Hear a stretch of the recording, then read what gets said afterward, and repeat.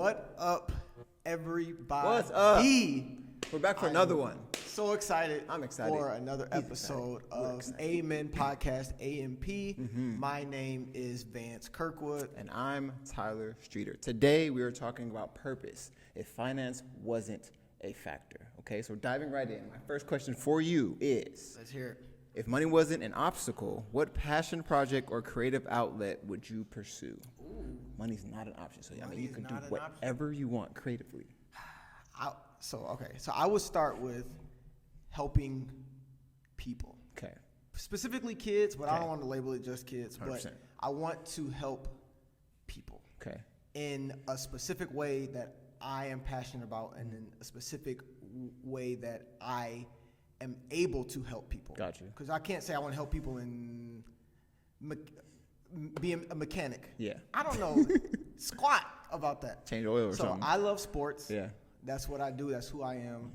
I would be a coach, probably in the college level, probably at the college level, because a basketball coach specifically. 100%. One, I'm a high school basketball coach now. I 100%. love that. I think I would move on to the college level if I had my choice, like Yeah. a big D1, Yeah. preferably Michigan State, but hey, Yeah, listen, go green. go I get right. it. Probably a D1 basketball coach. That's sure. what I would choose. And the For reason sure. is because, first of all, I love to help kids. Yeah. That is first and foremost. Yeah. And I love the game of basketball. Listen, So could be if around we it all day. combine the two, Oh, Woo! gosh, what? that Yes. just really gets my 100%. that gets me going, bro. My answer to that question is the same thing, but a little bit different in the sense of I would be like a skills trainer specifically for NBA basketball players. Like, you know how in the offseason they go to, Jason Tatum or whatever might go to their guy and work on specific skills, like 4 a.m. Like I'm that type of a basketball nerd to where I just could be in the gym all day, just working on stuff, just like working on your stuff that would be my answer. But go ahead. No, that's good. Your first question. How do you believe pursuing your passions aligns with your Christian faith? I think God gives us like the desires of our heart come from God. So I feel like us doing what we envision and what excites you, that's from God. So for us to like live it out and pursue it and do it is a way that we honor him. Now we do have a responsibility because we do what he's downloaded. Oftentimes people get the download, do it, and forget to glorify, and then that's where you might not last as long as you would like to because you take credit for what God gave you. So I think getting it from God, doing it, it's going to be successful. That is basically the formula and shows that whatever you're doing in life is aligned with your Christian faith, if that makes sense. Kind of wordy, but No, that's good. So you're saying what you do, you glorify God in what you do. Yeah. What you do and what you're great at and what you're called to is evident because it's effortless for you to do. Steph Curry, it's effortless for him to shoot. And what does he do?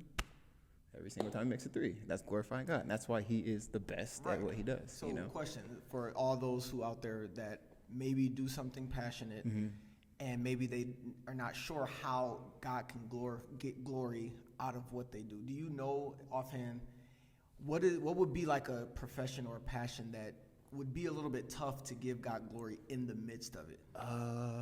That's I'm a just good curious, question. I don't know. I feel like you can always give God glory with whatever you do. And when you get notoriety for whatever you do, so at the very least somebody's going to ask you, how did you do that? As long as you just give glory in some way, it doesn't have to be like, and the Lord said, it don't have to be all that.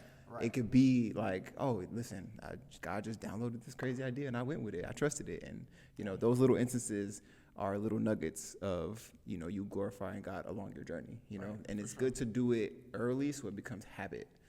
So whether you're a rapper who's rapping in his closet or if you're at the Grammys, like if you started in the closet and your friends say that was tight and you glorify God here, then when you get to the big stage, it's second nature to muscle memory, like in hooping, So Yeah, I love like when the NBA players or the NFL players do their interviews and they be like, I don't know what you just asked, but first, I give glory to God. Listen, who gave me 100%. the ability to be out here and do what I do. I love that. Yeah, because CJ Stroud does that a lot. They love to obviously hype people up and talk about their stats and stuff. So it's easy to be like, oh, I really prepared, and they did. They worked hard, but you got to remember to glorify God first.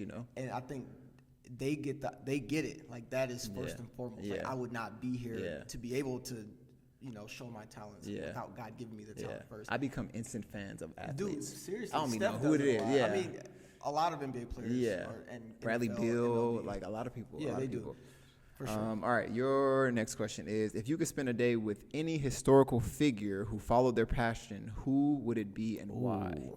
I would pick somebody who has gone through adversity and still, even though it's been tough, they still got through adversity to follow their passion, even though the obstacles seem too large. Yeah. Whenever I think about that, Yeah. the first person I think of is, it may sound funny, but Stevie Wonder.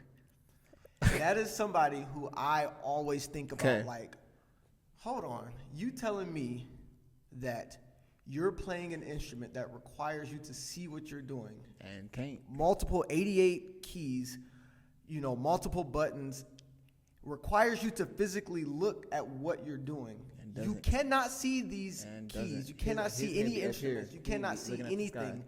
Yet you are probably the best musician in history. Literally. One of the best singers, one of the best songwriters. Literally. One of the best just musically inclined Human historical beings, figures for sure. that has For sure. ever walked this earth. For sure. I personally think that is amazing. For sure. And I don't know if he gets the credit he deserves. I don't think so. I mean, I think he's considered one of the GOATs, He's I one would of assume. the- yeah. He's a lot of people's favorite singer. Yeah. But when I think about the adversity that he went through, Yeah. or that he overcame, the obstacles that he got over, Yeah. following his passion Yeah. of music Yeah. and being so widely successful Yeah. and widely known, I personally think that is amazing. Yeah. So Listen, I'm that's with what you I was 100%. You got anybody that you Mine would be, and it's based off a documentary that I just watched with my wonderful wife who's in the room. Shout out. Tyler Perry, another Hey. my fellow Tyler. Watched the documentary. It's called Maxine's Baby.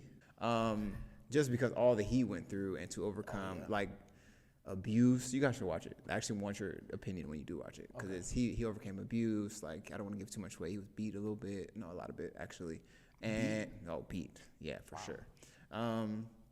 Just to overcome and to just keep pursuing his dream of like being a playwright and doing plays and stuff, and just what his overall business has become. People obviously jump on the bandwagon when he has Tyler Perry Studios, but it was such a grind to where even his own mom told him to stop. So it's something different when like, the woman before you're married, the woman that you love the most tells you like, no, do something else. And he still like even went for it and lived out his car, all these things to get where he is now. It was like, I watched it and I was like, but the Lord was speaking to me through what I watched. So he's the person for me. That's good, Just man. all he's overcome, and just to create, he just creates all day. Like he takes vacations and just writes, and he'll write like seasons of shows and then come back and like record them faster than anyone else in the movie industry or whatever. So yeah, Tyler Perry that is man's talented, man. definitely. He's a Tyler. We do what we can in the world. Y'all you know? Tyler's something else, man. In the comments, put your historical person. They could be dead or alive. Who would you? What's the question? I got you, bro.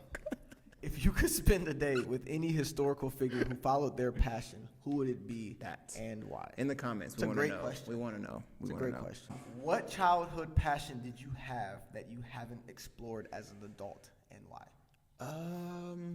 I actually think I have explored all my childhood passions, but there is a new passion I found in adulthood that if money wasn't an option, I would explore, and that is becoming a therapist. Because I enjoy learning people and helping them heal through conversation.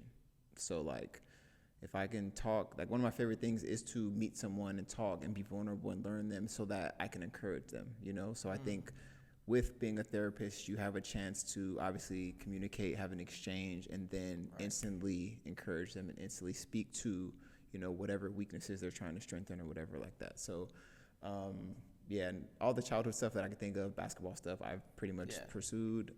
But recently, like a few days ago, I was like, dang, I just had a random thought, like, I would love to be a therapist, but also, who finna go back to school and get in debt? Like, if I could be a therapist, that would be my thing. Anything for you? That's what's up. Nothing jumps out. Yeah.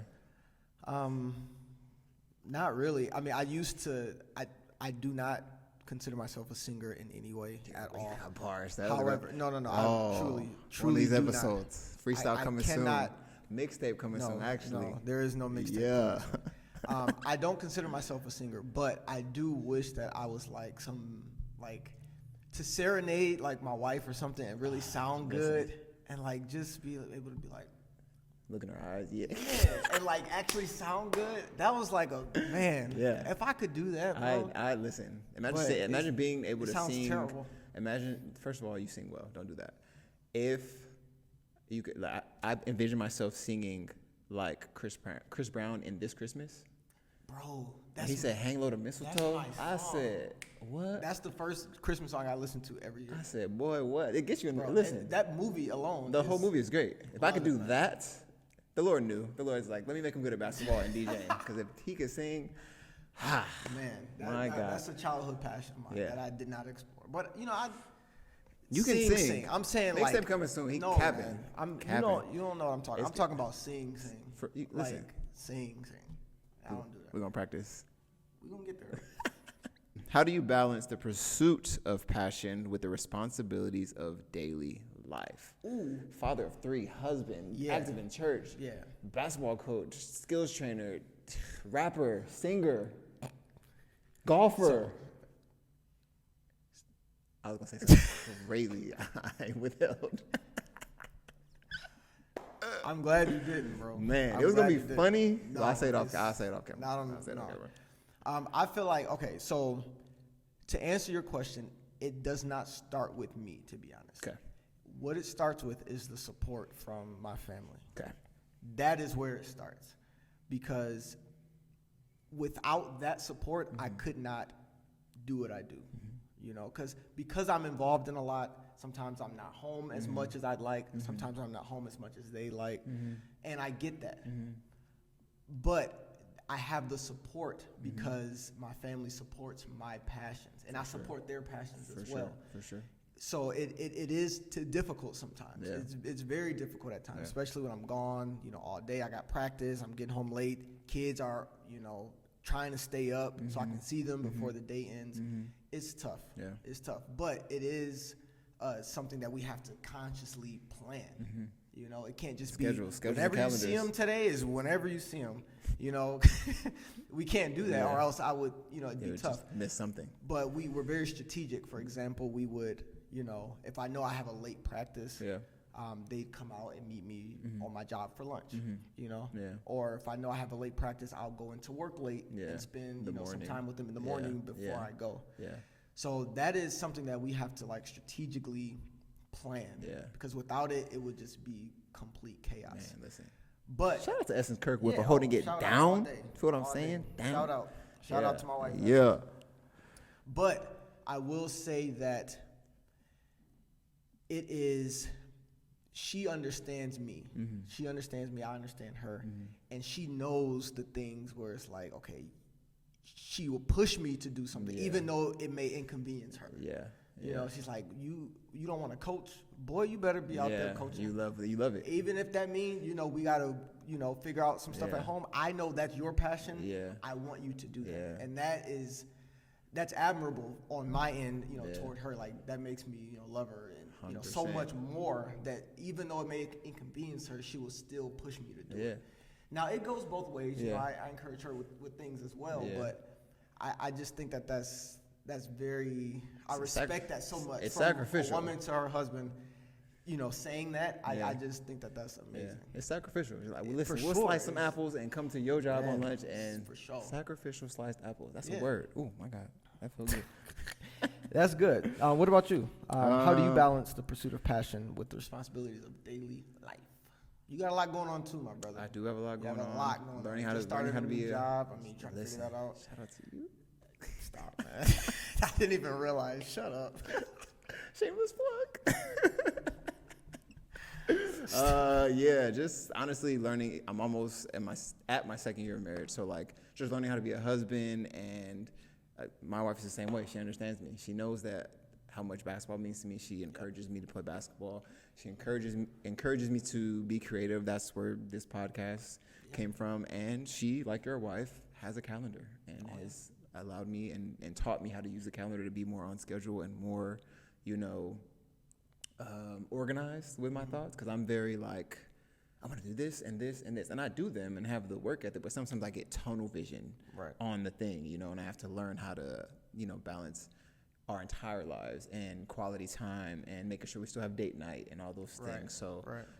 I pretty much got it down packed now, but still I'm humble enough to, take any criticism that she may have because I want to make sure that she's fulfilled as well, So it's because of her that how do I balance? Yeah, my wife is the answer. Yeah. My wife. Where would we be without them, bro? Boy, what? Honestly. Playing basketball and just We doing well at basketball, but then just no calendar, schedules all Nothing. over the place. nothing, bro. Musty, probably. Like, no, I would bathe. I would definitely You bathe. I feel like I would bathe. I wouldn't stink. I wouldn't stink, but it would just be life is just smoother. Yeah. Oh my God. Yeah. Like I don't know. Yeah. Could you imagine? I don't want to imagine actually. No, let's move on because I don't want to. I don't. If you could travel back in time to give your younger self advice about pursuing passion, what would you say? Pursue your passion. Follow every dream that you have. You can do anything that you want to do. Even the craziest, most far-fetched thing, like, you can do it, Lucky for me, I had parents who told me that all the time. Like, yeah, do it. And make sure you do it and pursue it fully. My thing is, when I was a kid, I used to pursue stuff, and then if it didn't go my way off rip, then I would stop. So I had to learn how to stay persistent. But once I did that, it was like, oh, like, I can literally do anything. So, yeah, I would just tell myself to whatever you want to do, just do it. That's good. What about you? I would say to take advantage of the resources that God has put in place for you. I feel like that's something that I've kind of missed over the years. I was gonna ask that question. Do you feel? You know, I is feel there like anything I've that comes to kinda- mind specifically? just like, dang, I wish I would have. This is the thing. I have taken advantage of some of the resources that have been placed in my life. I will say that. How do you handle the fear of failure when pursuing something you're deeply passionate about? Or is there even fear of failure? To be honest, first of all, I don't have the fear of failure. Same. Because when I think about it, if I'm passionate about something, then there is no failure in it. Listen. If I fulfill a passion Yeah. in any way of mine, then what failure are you talking about? Literally go for it. If there is something where I start this big business and it doesn't do as well or something like that, I don't even consider that Yeah. failure because I grew up with the mindset of, and this comes from, being in the church and preachers and stuff. Yeah.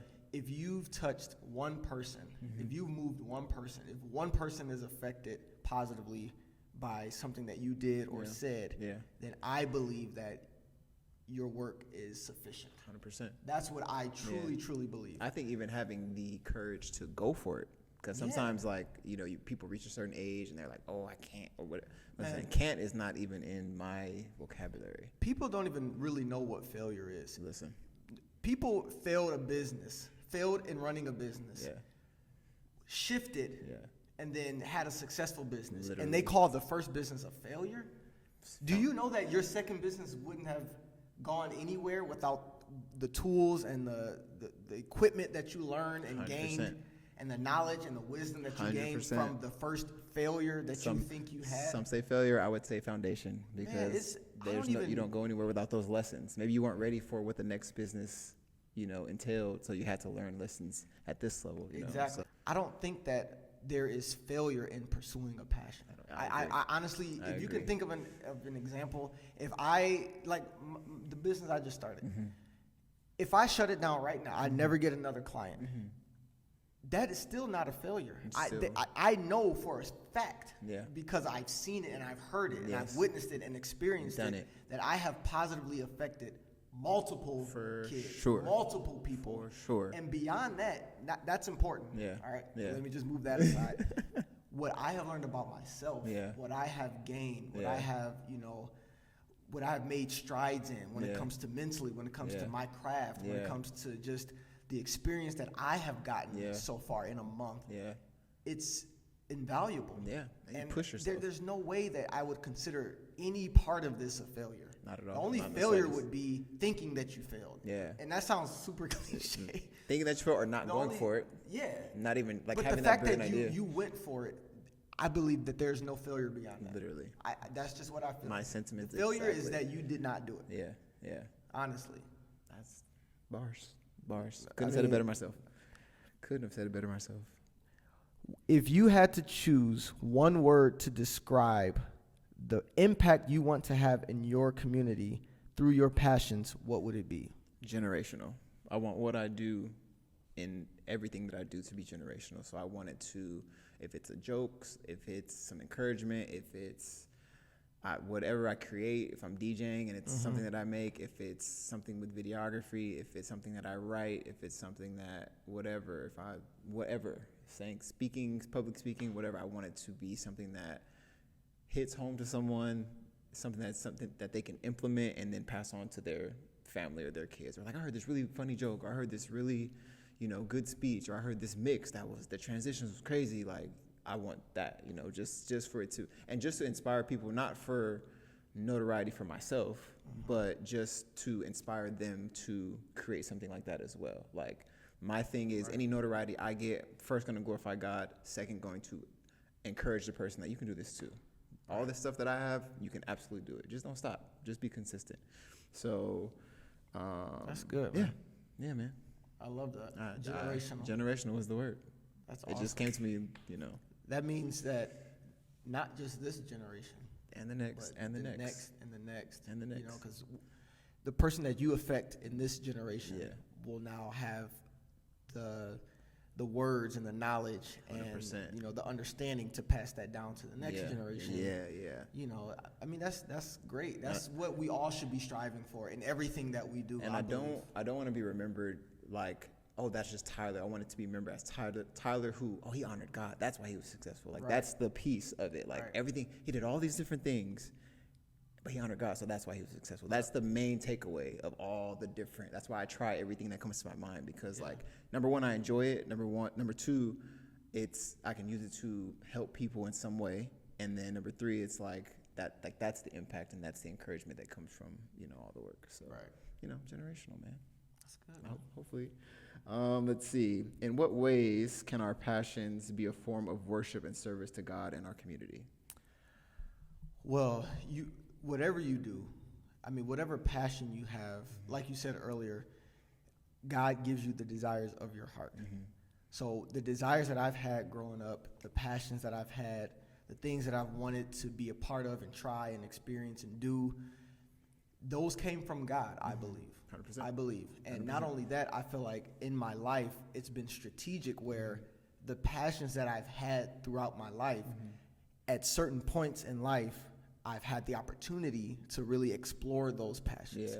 Every single one. When it comes to any sports, when it comes to music, when it comes to leadership. Even being a father is like the ultimate one. Being a husband. All those things that I've had passions about growing up, I've had the opportunity. God has placed in my life the opportunity to explore those passions, first of all. So when those opportunities come up, that is when I can really glorify God. Like, God, I'm not only doing what you placed in my heart to do, but I'm acknowledging you in the process. I'm acknowledging you while I'm doing what you want me to do. I'm not just saying this is something that just happened. I'm saying God has strategically placed me in this position to do this specific thing. And it's gotten so specific that quick story. So last year I was coaching at a school and it was rough. Okay. It was very, very, very rough. The school was rough. It was very tough to get the kid. It's hard to get the kids out, hard to really teach them discipline, hard to really teach them time management and commitment. It was hard to do that in such short time. So I go in and I'm like, man, this is a disaster. This was the worst decision that I've ever made. I didn't know why I was in this position. I didn't know. But come to think of it, I'm kind of reminiscing on what this time of my life, what good came out of it. I was so frustrated through the whole time. Like in hindsight, you can in hindsight, I'm trying to think what's happening? What was the point of that? During the time, I was able to really mentor one of my kids. who had really no real father figure, Yeah. you know, no real, you know, any male, you know, person that they could look up to Yeah. or, you know, get advice from or Yeah. just hang out with or Yeah. just talk with. Yeah. And I was able to really connect with one of my high school boys. Mm-hmm. And come to think of it, it was what they needed. Yeah. It was something that they were so appreciative of. Yeah. And something that I got so much joy out of Yeah. because of what he got out of it, just being connected with Yeah, me. yeah, yeah. And he don't know that me being connected with him just Bless gave you me too. so much joy and blessed me so yeah. much either. Yeah. So what if I, you know, didn't follow the passion that I had? What if I didn't do what God set up for me? Yeah. Like I said earlier, if it was just for that one kid Yeah. and the impact that I made on him, That's success. it's success. And Yeah. it was what I needed to do. And me acknowledging, like, God, thank you for setting that up, Yeah. even though I want to complain. Yeah. God, thanks for setting that up, even Yeah. though I was pissed off. Yeah. Like, what the heck is this going Yeah. on? This is horrible. Yeah. Even though it was not a great situation, I'm acknowledging the fact that, wow, I have eyes to see that Yeah. it was all worth it 100%. just for that one kid. And I know I impacted a lot of other kids Yeah. for sure. Yeah. But that is one that is in the forefront of my mind that said, man, where would that kid be Yeah. if I wasn't there? Yeah. I couldn't even begin to tell you the things that this is for another story we can tell you offline, but I couldn't even tell you the things that I have helped him with, Yeah. been a part of Yeah. for him Yeah. and his, continued success. And it's heartwarming to So, be a part of and that I process. love him, man. I Yeah. love him, and that Yeah. connection meant so much to me. And Yeah. it still means a lot to me Yeah. and to him to this day. It means a lot to be consistent and to show up. And I think even And he hasn't seen that. I know that consistency from a male figure. He yeah, hasn't seen the that. consistency, that piece is like God gave you that opportunity, and the consistency of showing up is working as unto God. So you're glorifying God with your actions, Exactly. So it all comes full Exactly. circle. And that is, I know God is pleased with that. For sure. I know God, and I wasn't pleased at the time, but I feel like I envision God saying, man, I know he's not pleased in this moment, but man, just wait. Pissed, in If fact. you just wait about 2 weeks, Two you more gonna weeks. understand why you were in that position. For sure. And I could just see him just sitting back like, That's my child. like, man, he don't even know, man. This is about to change his life. And I'm just, now in hindsight. How do you stay motivated and focused on your passion when faced with challenges and setbacks? Oh, great question. I can't quit.